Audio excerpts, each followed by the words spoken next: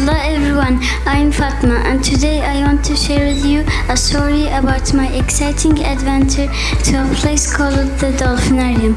It was a mix of happiness and a little bit of sadness.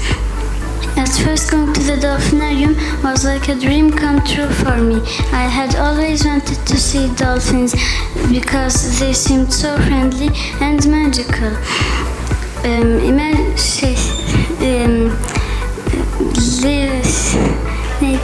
When we got there, they were incredible.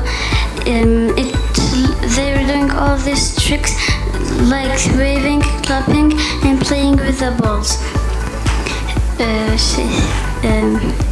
It looked they were having so much fun, and so was I. But as I watched more, I started to feel different. I noticed that the dolphins did all these cool tricks to get food, and they were kept in this big pool inside of the ocean, their real home.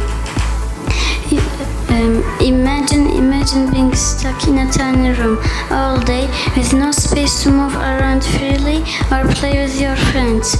So I decided I didn't want to support places that keep animals away from their natural homes. My family and I went on a trip to Zanzibar, and it was totally different because we see the dolphins in the ocean, and it was so good.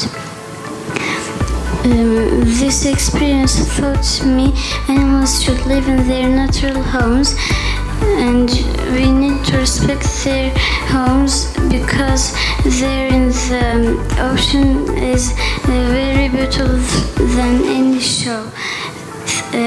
Remember, even though we're small, we can still make big difference. Thank you for listening.